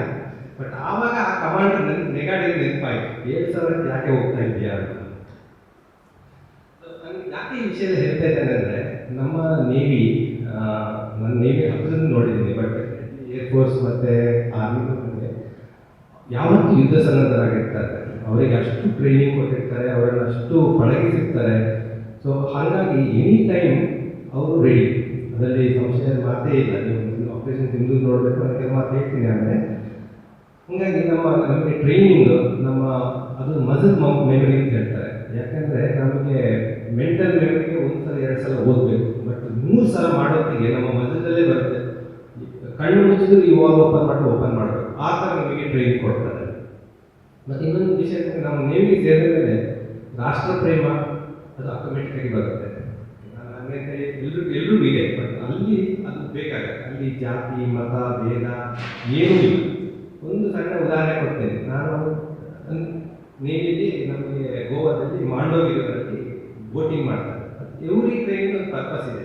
ಈಗ ಸಬ್ಮರೀನ್ ಶಿಪ್ ಮುಳುಗಿದ್ರೆ ಮೇಲೆ ಬಂದು ಅವ್ನು ಬೋಟ್ ಮಾಡ್ಕೊಂಡು ಬರಬೇಕು. ಬೋಟ್ ಅಂದರೆ ಮೆಕ್ಯಾನಿಕ್ ಎಲೆಕ್ಟ್ರಿಕ್ ಬೋಟ್ ಅಲ್ಲ, ಹುಟ್ಟು ಹಾಕ್ಕೊಂಡು ಬರುವಂಥ ಒಂದು 20 ಜನ ಒಟ್ಟಿಗೆ ಹುಟ್ಟು ಹಾಕ್ಕೊಂಡು ಬರುವಂಥ ಬೋಟ್. ಸೊ ನನ್ನ ಪಕ್ಕ ಒಬ್ಬ ಕನ್ನಡದವರಿಲ್ಲ, ಅವರು ಆಫೀಸರ್ ಕೂಡ ಕನ್ನಡದವರಿದ್ದು. ನಾನು ನನಗೆ ಶಿಷ್ಯ ಹೆಂಗಾಗ್ತಿದ್ದೆ, ಎಂಜಾಯ್ ಮಾಡ್ತಿದ್ಯಾ ಅಂತ. ಅಷ್ಟೊತ್ತಿಗೆ ಆಫೀಸರ್ ಕೇಳಿದ್ರು. ಅವ್ರೇನು ಮಾಡಿದ್ರು, ಓಕೆ 50 ಕಿಲೋಮೀಟರ್ 2 ಕಿಲೋಮೀಟ್ರು 10 kg ಆ ಬೋರನ್ನು ನಿಲ್ಲಿಸ್ಕೊಂಡು ನಮ್ಮನ್ನು ಮಾಂಡೋವಿಗೆ ಓಡಿಸಿದ್ರು. ಅಂದರೆ ಮಾಂಡೋವಿಗೆ ಸೇವಿಂಗ್ ಮಾಡ್ಕೊಂಡು ನಾವು ಹೀಗೆ ನಿಲ್ಲಬೇಕು. ಬಟ್ ನನಗೆ ಮತ್ತೆ ಗೊತ್ತಾಯಿತು ಯಾಕೆ ಈ ಥರ ಮಾಡಿ. ನಾವು ಡಿಫೆನ್ಸ್ ಸರ್ವಿಸಸ್ ಇರೋತ್ತಿಗೆ ನಮಗೆ ಆ ಭಾಷೆ, ಅವನು ಕನ್ನಡ, ಇವನು ತಮಿಳು, ಇವನು ಮಲಯಾಳಿ, ಇವನು ಹಿಂದಿ ಇಂಥ ಪ್ರಶ್ನೆ ಬರಬಾರ್ದು. ನಾವೆಲ್ಲರೂ ಒಂದೇ. ನಾವು ಒಂದೇ ಏಮ್ ಅಂದರೆ ನಮ್ಮ ದೇಶವನ್ನು ಕಾಪಾಡಬೇಕು. ನಾವು ಒಗ್ಗಟ್ಟಿನಲ್ಲಿ ಫೈಟ್ ಮಾಡಬೇಕು. ಫೈಟ್ ಮಾಡೋತ್ತಿಗೆ ನೀನು ಮುಂದೆ ಹೋಗಿದ್ರೆ ನಾನು ಹೋಗಲ್ಲ, ನೀನು ಯಾರು ಕನ್ನಡದವನು ಹೇಳಿದ, ತಮಿಳವನ್ನು ಹೇಳಿದ. ಸೊ ಅದು ನನಗೆ ಒಂದು ಒಳ್ಳೆಯ ಪಾಠ. ಈವನ್ ನಾನು ಆಫೀಸಲ್ಲಿ ಮಾತಾಡಬೇಕಿದ್ರೆ ನಾವು ಬೇರೆ ಬೇರೆ ಭಾಷೆಗಳು ಇರೋತ್ತಿಗೆ ನಾನು ಕೂಡ ಸ್ವಲ್ಪ ಓಕೆ ಎಲ್ಲರಿಗೆ ಅರ್ಥ ಆಗುವಂತೆ ಅದನ್ನು ಕೂಡಿಸಿಕೊಂಡು ಹೋಗುವಂಥ ಒಂದು ಲೆಸನ್ ನನಗೆ ಆ ನೇಮಿಂದ ಸಿಗ್ತದೆ. ಡಿಫೆನ್ಸ್ ಬರುವುದು ಪ್ರೆಸಿಡೆಂಟ್ ಆಫ್ ಇಂಡಿಯಾ ಇವರಲ್ಲಿ ಮೋದಿಯವರು ಇಲ್ಲ ಅಂತಲ್ಲ ಇದ್ದಾರೆ, ಆದರೆ ಪ್ರೆಸಿಡೆಂಟ್ನ ಅಂಡರ್ ಬರ್ತದೆ. ಮತ್ತು ನಮಗೆ ಡಿಫೆನ್ಸ್ ಮಿನಿಸ್ಟರ್ ಅಂಡರ್ ಬರ್ತದೆ. ಇಲ್ಲಿ ಬಂದ ಮೇಲೆ ಏನಾಗ್ತಂತೆ, ನಮ್ಮ ಇಡೀ ಡಿಫೆನ್ಸ್ಗಳು ಇದು ನಮಗೆ ಹೇಗೆ ರಾಷ್ಟ್ರವನ್ನು ರಾಜ್ಯಗಳಾಗಿ ವಿಂಗಡಿಸಿ, ರಾಜ್ಯದಲ್ಲಿ ಜಿಲ್ಲೆಗಳಾಗಿ, ಜಿಲ್ಲೆಯಿಂದ ತಾಲೂಕಿಂದ ಗ್ರಾಮವಾಗಿ ವಿಂಗಡಿಸ್ತಾರೆ. ಹಾಗೆ ನಮ್ಮ ಇಡೀ ಡಿಫೆನ್ಸನ್ನು 6 ಭಾಗಗಳಾಗಿ ವಿಂಗಡಿಸ್ತಾರೆ. ಸೆಂಟ್ರಲ್ ಕಮಾಂಡ್ ಅಂದರೆ ಡೆಲ್ಲಿಗೆ ಇರ್ತದೆ, ಎಲ್ಲ ಸೇರಿಗಳು command, eastern command, western command, central command, south western command, ಹಾಗೂ last training command, northern command ಅಂತೇಳಿ 6 ಕಮಾಂಡ್ಗಳಲ್ಲಿ ವಿಸ್ತಾರ ಇದು ಎಲ್ಲ ಭಾಗಗಳಾಗಿದೆ. ಈಗೇನು ಕೇಳಿದೆ ನೋಡಿ, ಇಲ್ಲಿ ಪ್ರತಿಯೊಂದು ಭಾಗಗಳಲ್ಲಿ ಒಂದೊಂದು ಕಮಾಂಡ್ಗಳಲ್ಲಿ ಕೋರ್ಗಳಿರ್ತದೆ. ಅಂದರೆ ನಮ್ಮ ಯೂನಿಟ್ಗಳ ಎಷ್ಟು ಸಂಖ್ಯೆ ಬೇಕು ಅಂತ ಹೇಳುವಂಥ ನಿರ್ಧರಿಸಿಕೊಂಡು ಒಂದೊಂದು ಕೋರ್ಗಳಿರ್ತದೆ. ಈಗ ನಾವು ಜಿಲ್ಲೆಗೆ ಬಂದಾಗೆ ಅಲ್ಲಿ ಕೋರ್ಗಳು ಬರ್ತದೆ. ಹಾಗೆ ಕೋರ್ಗಳು ಕನಿಷ್ಠ ಒಂದು ಕಮಾಂಡಿನ ಅಡಿಯಲ್ಲಿ 3 ರಿಂದ 4 ಕೋರ್ಗಳಿರ್ತದೆ. ಅದರ ಕೆಳಗಡೆ ಡಿವಿಷನ್ಗಳಿರ್ತದೆ. ಈಗ ನಮಗೆ ಏನಂದರೆ ನಮ್ಮ ಇಡೀ ಕಮಾಂಡ್ಗಳ ಎಲ್ಲ ಕಮಾಂಡ್ಗಳ ಮುಖ್ಯಸ್ಥರಾಗಿ ಚೀಫ್ ಆಫ್ ಆರ್ಮಿ ಸ್ಟಾಫ್ ಇರ್ತದೆ. ಅವರನ್ನು ಕೆಳಪಡ್ತಾರೆ ಕೋರ್ಗಳು ಬರ್ತದೆ, ಅಲ್ಲಿ ಕೋರ್ ಕಮಾಂಡರ್ ಬರ್ತದೆ, ಅಲ್ಲಿ ಲೆಫ್ಟಿನೆಂಟ್ ಜನರಲ್ ಇರ್ತಾರೆ. ಅದರಿಂದ ಕೆಳಗೆ ಡಿವಿಷನ್ಗಳು ಬರ್ತದೆ, ಅಲ್ಲಿ GOC ಇರ್ತಾರೆ, ಅವರು ಜನರಲ್ ಆಗಿರ್ತಾರೆ. ಅದರಿಂದ ಕೆಳಗೆ ಡಿವಿಷನ್ನಿಂದ ಕೆಳಗೆ ಬೆಟಾಲಿಯನ್ಗಳು ಬರ್ತದೆ, ಬ್ರಿಗೇಡ್ಗಳು ಬರ್ತದೆ. ಬ್ರಿಗೇಡ್ಗಳು ಅಲ್ಲಿ ಬ್ರಿಗೇಡಿಯರ್ ಕಮಾಂಡರ್ ಆಗಿರ್ತಾರೆ. ಅದರಿಂದ ಕೆಳಗೆ ನಮಗೆ ಬಟಾಲಿಯನ್ಗಳು ಬರ್ತದೆ, ಅಲ್ಲಿ ಬಟಾಲಿಯನ್ ಕಮಾಂಡ್ ಇರ್ತಾರೆ. ಅದರ ಕೆಳಗಡೆ ಕಂಪನಿಗಳು ಬರ್ತದೆ. ಆ ಕಂಪನಿಗಳಿಗೆ ಕಂಪನಿ ಕಮಾಂಡರ್ ಸಾಮಾನ್ಯವಾಗಿ ಲೆಫ್ಟಿನೆಂಟ್ ಜನರಲ್ ಕರ್ನಲ್ಗಳು ಇರ್ತಾರೆ. ಅದರ ಕೆಳಗೆ ಅಲ್ಲಿ ನಮಗೆ ಯೂನಿಟ್ಗಳು, ಇದರಲ್ಲಿ ಕಂಪನಿಗಳ ಕೆಳಗೆ ಯೂನಿಟ್ಗಳು ಬರ್ತದೆ. ಯೂನಿಟ್ಗಳ ಕೆಳಗೆ ಸೆಕ್ಷನ್ ಬರ್ತದೆ. ಒಂದು ಸೆಕ್ಷನಲ್ಲಿ ಕನಿಷ್ಠ 10 ಮಂದಿ ಇರ್ತಾರೆ. 10 ಮಂದಿಗೆ ಒಬ್ಬ ಮುಖಂಡ ಸ್ಕ್ವಾಡ್ ಲೀಡರ್ ಆಗಿರ್ತಾರೆ, ಅವರು NCO ಆಗಿರ್ತಾರೆ. NCOದಿಂದ ಹಿಡಿದು ಮೇಜರ್ ಜನರಲ್ ಎಲ್ಲರಿಗೂ ಪದಗಳಲ್ಲಿ ಪದೋನ್ನತಿ ಆಗಿರ್ತದೆ. ಅವರಿಗೆ ನಮ್ಮಲ್ಲಿ ಫೀಲ್ಡ್ ಮಾರ್ಷಲ್ಗಳು 2 ಮಾತ್ರ ಅಂತ ನಿಮಗೆ ಗೊತ್ತಿರ್ಬೋದು. ಏನಾದರೂ ಈ ಥರದ ಒಂದು ಲೇಔಟಲ್ಲಿ ನಮಗೆ ಅಂದರೆ ಎಲ್ಲಿಂದ ಮೇಲಿಂದ ಕೆಳಗಿನವರೆಗೆ ಆದೇಶಗಳು ಬಂದು ಅದನ್ನು ಪಾಲನೆ ಆಗ್ತದೆ. ಇದು ಒಬ್ಬ ದೊಡ್ಡ ಆಫೀಸರ್ ಒಬ್ಬರಿಗೆ ಕುದುರೆ ಬೇಕಾಗಿತ್ತು. ಬೆಳಿಗ್ಗೆ 6 ಗಂಟೆಗೆ ಅವನ ಆರ್ಡರ್ ಪಾಸ್ ಆಗ್ತದೆ. ನೀವು ಯೋಚನೆ ಮಾಡಿ, ಈಗ ನಾನು ಹೇಳಿದಷ್ಟು ಉದ್ದದ ಯೂನಿಟ್ಗಳಿಗೆ ಪಾಸ್ ಆಗ್ತಾ ಬಂದು ಕಡೆಗೆ ನನ್ನಂಥ ಒಬ್ಬ ಹಾರ್ಸ್ ರೈಡರ್ ಏನಿದೆ ಅವನು ತಗೊಳ್ಳೋದ್ರಲ್ಲಿ ನಿಲ್ಲಿಸಬೇಕು. ಅವನಿಗೆ 3 ಗಂಟೆ ರಾತ್ರಿ ತಗೊಳ್ಳೋದು ನಿಲ್ಲಿಸಿದಂತೆ ಬಂದರೆ,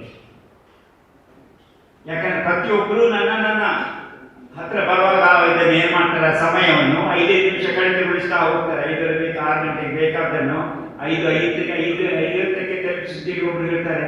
ಅದರಿಂದ ಕೆಳಗೆ ಬಂದು 3:30 ಗಂಟೆಗೆ ಕರ್ತ ನೀವು ಅವರು 3:30 ಗಂಟೆಗೆ ಹೇಳ್ತಾರೆ ಸರ್ ಹಾರ್ಸ್ ಹಾಗೆ ಅಂತ. ಅವನಿಗೆ ಅಲ್ಲಿ ಒಂದಷ್ಟು ಬೈಗೋಡ್ಗಳನ್ನು ಕೊಟ್ಟು ಅವನನ್ನು ಓಡಿಸ್ತಾರೆ.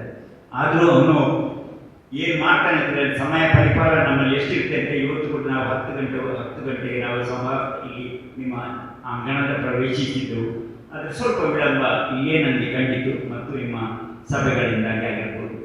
ಏನೇ ಒಂದು ಸಮಯ ಪರಿಪಾಲನೆ ಅಂತದ್ದು ಡಿಫೆನ್ಸಲ್ಲಿ ಅತಿ ಮುಖ್ಯವಾದದ್ದು. ಯಾಕಂತ ಹೇಳಿದ್ರೆ ಈಗ ನಿಮಗೆ ಅವರು ಹೇಳಿದಾಗ ಕಂಪಾರ್ಟ್ಮೆಂಟ್ ಆಗಿರ್ಬೋದು, ಇದು ಫ್ರೀಕ್ಷನ್ ಆಫ್ ಸೆಕೆಂಡ್ಗಳಲ್ಲಿ ಆಗಿ ಹೋಗುವಂಥದ್ದು.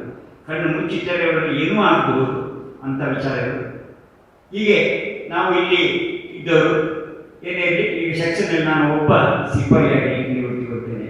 ಈಗ ನಾವು ಹೇಗೆ ನಿಯುಕ್ತಿ ಆಗ್ಬೋದು ಆರ್ಮಿಗೆ ಕೇಳೋದು ಆಗಲೇ ಅವರು ಹೇಳಿದ್ರು, ಪೇಪರಲ್ಲಿ ನೋಡಿದ್ದೆ ನಾನು. ಹಾಗೆ ನಾನು SSCಗೆ ಶಿರಕ್ಷರಿಗೆ ಹೋಗಿ ಇಂಥಲ್ಲೆಲ್ಲ ಆಯ್ತು ಅಂತೇಳಿ. ಬಟ್ ಆದರೆ ಈಗ ಮಾಧ್ಯಮಗಳು ಮುಂದುವರೆದ್ರೆ ಆನ್ಲೈನಲ್ಲಿ ನಿಮಗೆ joinindianarmy.nic.in ಅಂತೇಳಿ ಒಂದು ವೆಬ್ ಉಂಟು. ಅಲ್ಲಿ ಹೋದರೆ ಕ್ಲಿಕ್ ಮಾಡಿದ್ರೆ ನಿಮಗೊಂದು ಕ್ಯಾಪ್ಚರ್ ಸಿಗ್ತದೆ. ಆ ಕ್ಯಾಪ್ಚರ್ ಓಪನ್ ಮಾಡಿ ನೀವು ಅಲ್ಲಿ ನಿಮ್ಮ ಅಕೌಂಟನ್ನು ಓಪನ್ ಮಾಡಬೇಕು. ಅಕೌಂಟನ್ನು ಓಪನ್ ಮಾಡಿ ಲಾಗಿನ್ ಆದರೆ ಅಲ್ಲಿರುವಂತಹ ಏನು ಅಪ್ಲಿಕೇಶನ್ ಫಾರ್ಮ್ಯಾಟ್ ಇದೆ ಅದರಲ್ಲಿ ನೀವು ಪೂರ್ತಿ ಅದರ ವಿವರಗಳನ್ನು ಬರೀಬೇಕು. ಬರೆದು ಪುನಃ ಅದನ್ನು ಮರುಪರಿಶೀಲನೆ ಮಾಡಿ ಸರಿಯಾಗಿದ್ದರೆ ಸಬ್ಮಿಟ್ ಕೊಡಬೇಕು. ಸಬ್ಮಿಟ್ ಕೊಟ್ಟು ಕೆಲವು ದಿನಗಳ ನಂತರ ಏನಾಗ್ತದೆ ಅಂದರೆ ಸ್ಕೂಟಿನಿಗೆ ಹೋಗ್ತದೆ. ಸ್ಕೂಟಿನಿಗೆ ಹೋಗಿ ನಿಮ್ಮ ಎಲ್ಲ ವಿಚಾರಗಳನ್ನು ಪರಿಶೀಲನೆ ಮಾಡಿ ನೀವು ಆದರೆ ನಮಗೆ ಕರ್ನಾಟಕದಲ್ಲಿ 3 ರಿಕ್ರೂಟಿಂಗ್ ಸೆಂಟರ್ಗಳಿದೆ ನಿಮಗೆ ಗೊತ್ತಿದ್ದಾರೆ. ನಮ್ಮ ಬ್ಯಾಂಗ್ಳೂರು, ಬೆಳಗಾವಿ ಮತ್ತು ಮಂಗಳೂರು. ಇಲ್ಲಿಗೆ ನಿಮಗೆ ಅಲ್ಲಿ ಕರೆ ಬರ್ತದೆ. ಕರೆ ಬೇಕಾದರೆ ಮಡಿಕೇರಿ ಕೂಡ ಆಗ್ತದೆ, ಮಡಿಕೇರಿ. ಬಟ್ ಅದು ಅಂಡರ್ ಬ್ಯಾಂಗ್ಳೂರದು. ಅಲ್ಲಿಗೆ ಕರೆ ಬರ್ತದೆ, ಆಗ ನೀವು ಹೋಗ್ತೀರಿ. ಮೊದಲನೇದಾಗಿ ಏನಾಗಿರ್ಬೇಕಂತಂದರೆ ನೀವೊಬ್ಬರು ಭಾರತೀಯನಾಗಿರಬೇಕು ಹಾಗೂ ಮದುವೆ ಆಗದವನಾಗಿರಬೇಕು. ಮೊದಲನೇ ಒಂದು ಷರತ್ತು. ಒಬ್ಬರು ಮದುವೆ ಆಗದಂತಹ ಭಾರತೀಯನಾಗಿರಬೇಕು. ಯಾವುದೇ ದೇಹದಲ್ಲಿ ಯಾವುದೇ ಊನಗಳಿರಬಾರದು, ಹಚ್ಚೆಗಳನ್ನು ಹಾಕಿಸಿಕೊಂಡಿರಬಾರದು. ಊನಗಳಲ್ಲಿ ಏನೆಲ್ಲ ಬರುತ್ತೆ ಅಂತ ಹೇಳಿದ್ರೆ ಅವರು ಹಾಗೆ ಹೇಳಿ ನಮಗೆ ಪ್ರೆಷರ್ ನೋಡಲಿಕ್ಕೆ ಬೇಕಾದರೆ ನಮ್ಮನ್ನು ತಗೊಂಡು ಇಂದಲ್ಲಿ ಹಾಕಿದ್ರು ಅಂತೇಳಿ. ಹಾಗೆ ಅವರ ಕಿವಿ, ಕಣ್ಣುಗಳು, ಕಣ್ಣು ಅಂದರೆ ಕಣ್ಣಲ್ಲಿ ಸಾಮಾನ್ಯವಾಗಿ 6/6 ಅಂತ ಹೇಳ್ತಾರೆ, ಅಷ್ಟು ಪರಿಶುದ್ಧವಾಗಿರಬೇಕು. ಕಿವಿ ಸರಿಯಾಗಿ ಕೇಳುವಂತೆ ಇರಬೇಕು. ಹಾಗೂ ನಿಮ್ಮ ಜಾಗಳು, ಒಳಗಿನ ಒಸಡುಗಳು ಮತ್ತು ಹಲ್ಲುಗಳು ಸದೃಢವಾಗಿರಬೇಕು. ಎಲ್ಲ ನಿಮ್ಮ ವಿಚಾರ ಅಂದರೆ ದೇಹ ಸುಸ್ಥಿರಬೇಕು. ಎಲ್ಲದರಿಂದ ಮುಖ್ಯವಾಗಿ ಮಾನಸಿಕವಾಗಿ ಸ್ವಾಸ್ಥ್ಯವಾಗಿರಬೇಕು. ಇದು ಒಂದು ಮಿಲಿಟರಿಗೆ ಜಾಯ್ನ್ ಆಗಲಿಕ್ಕೆ ನಿಮಗೆ ಬೇಕಾದಂತಹ ನಿಮ್ಮ ಎಬಿಲಿಟಿಗಳು. ಇನ್ನಲ್ಲಿಂದ ನಿಮ್ಗೆ ಏನಾಗ್ತದೆ, ಅಲ್ಲಿ ಸಿಲೆಕ್ಷನ್ ಆದರೆ ನೀವು ಅಲ್ಲಿಂದ ಸಿಲೆಕ್ಷನ್ ಆದರೆ ನಿಮ್ಮನ್ನು ಬೇರೆ ಬೇರೆ ಎಲ್ಲಿಗೆ ಡಿಮಾಂಡ್ಗಳಿದೆ ಅಂದರೆ ಏನಂದರೆ ಆರ್ಮಿಗಳಲ್ಲಿ ಏರ್ಫೋರ್ಸ್, ನೇವಿ ಎಲ್ಲಿ ಇರ್ಬೋದು ನಿಮಗೆ, ಅಲ್ಲಿ ನಿಮ್ಮನ್ನು ಇಂಥಲ್ಲಿ ನಮಗೆ ಇಂಥ ಪೋಸ್ಟ್ ಬೇಕು, ಇಷ್ಟು ಜನ ಬೇಕು ಅಂತೇಳಿ ಅವರು ಮುಂದೆ ನಿಗದಿ ಮಾಡಿರ್ತಾರೆ. ಅಂಥವರನ್ನು ಅಷ್ಟು ಜನರನ್ನು ಅಲ್ಲಿಗೆ ಕಳಿಸಿಕೊಳ್ಳಾಗ್ತದೆ. ಅಲ್ಲಿ ಮತ್ತೆ ಅವರಿಗೆ ಟ್ರೈನಿಂಗ್ಗಳು ಶುರುವಾಗ್ತದೆ. ಅವರು ಹೇಳಿದಾಗೆ 3 ತಿಂಗಳು ಅಂತೇಳಿ, ಅದು ಆಫೀಸರ್ ಟ್ರೇಡ್ಗಳಿಗೆ 3 ತಿಂಗಳು ಇರ್ಬೋದು. ಅದರ್ ರ್ಯಾಂಕ್ ನಾರ್ಮಲ್ ಆಗಿ ಸಾಮಾನ್ಯವಾಗಿ ಒಬ್ಬರಿಗೆ ನನ್ನ ಓದಿದ್ರೆ MTR ಅಂದರೆ ಮಿಲಿಟರಿ ಟ್ರೈನಿಂಗ್ ರೆಜಿಮೆಂಟ್ ಅಂತೇಳಿ 6 ತಿಂಗಳ ಆರ್ಮಿಯ ಬಗ್ಗೆ ಡಿಫೆನ್ಸಿನ ಟ್ರೈನಿಂಗ್ ಆಗ್ತದೆ. ಅವನಿಗೆ ಹೇಗೆ ವೆಪನ್ ಚಲಾವಣೆ ಮಾಡಬೇಕು, ಅವನು ಯಾವ ಟ್ರೇಡ್ನವರು ಆಗಿರ್ಬೋದು, ಟ್ರೇಡ್ಸ್ ಮೇನಿಂದ ಹಿಡಿದು ಮೇಲಧಿಕಾರಿಯವರೆಗೆ ಇರ್ಬೋದು, ಅವನಿಗೆ ವೆಪನ್ ಟ್ರೈನಿಂಗ್, ಅದೇ ಡಬಲ್ ಟೀಮ್ ಕೇಳ್ತಾರೆ ನಾವು, ವೆಪನ್ ಟ್ರೈನಿಂಗ್, ಫಿಸಿಕಲ್ ಟ್ರೈನಿಂಗ್, ಎಲ್ಲ ಟ್ರೈನಿಂಗ್ಗಳು ಅವನಿಗೆ ಕೊಡಲಾಗ್ತದೆ. ಅವನಿಗೆ ಬೇರೆ ಯಾವುದೇ ಕೆಲಸ ಇಲ್ಲ.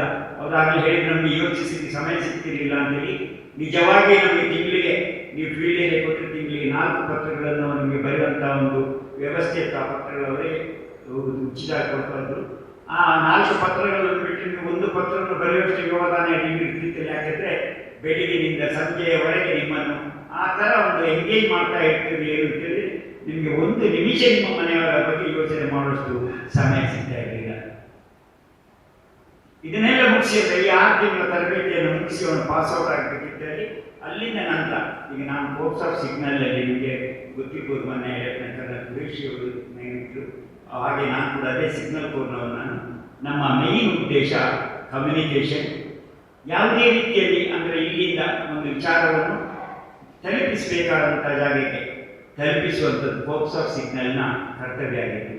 ನಿಮ್ಗೆ ಗೊತ್ತಿದ್ದಂಗೆ ಮಿಲಿಟರಿಯಲ್ಲಿ ಎಲ್ಲ ಒಂದು ವಿಭಾಗದಲ್ಲಿ ಏನು ಅಂತ ಹೇಳಿದರೆ ಕೆಳಗಿನಿಂದ ಉಗುರಿನಿಂದ ಕೂದಲಿನವರೆಗೆ ಈಗಿನ ಕಾಲದಲ್ಲಿ ಡಾಕ್ಟರ್ಗಳಾಗಿ ಹೇಗಿದ್ದಾರೋ ಹಾಗೆ ಒಂದು ಡಿಫೆನ್ಸಲ್ಲಿ ಅಂದರೆ ಒಂದು ಆರ್ಮಿಯಲ್ಲಿ ಪ್ರತಿಯೊಂದು ವಿಭಾಗದಲ್ಲಿ ಸೇರ್ಪಡೆ ಆಗಿರ್ತದೆ.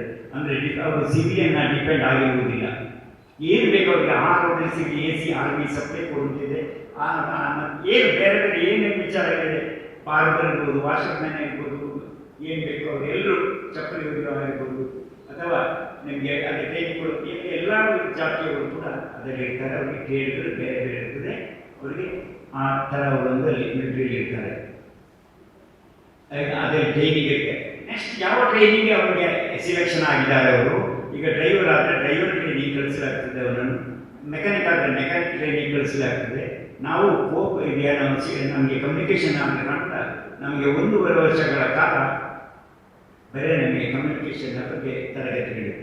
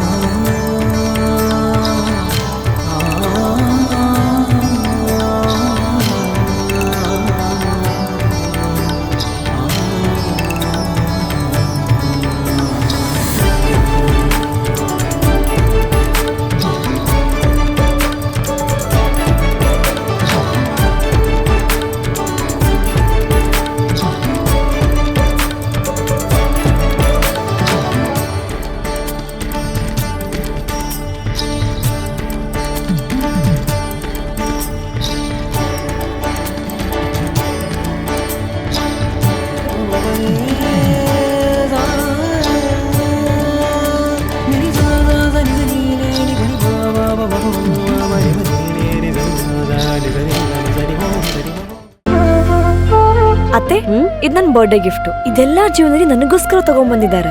ನಿನ್ ಮೇಲೆ ತುಂಬಾ ಚೆನ್ನಾಗಿ ಕಾಣುತ್ತೆ. ಇದು ತುಂಬಾ ಚೆನ್ನಾಗಿದೆ ಅಲ್ವಾ? ತುಂಬಾ ಚೆನ್ನಾಗಿದೆ.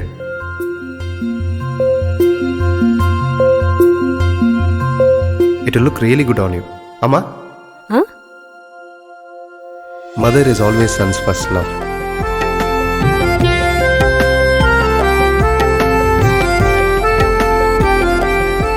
ಪ್ರತಿ ಪೀಳಿಗೆಯ ಪ್ರೀತಿಯ ಮಳಿಗೆ GL ಆಚಾರ್ಯ ಜ್ಯುವೆಲರ್ಸ್.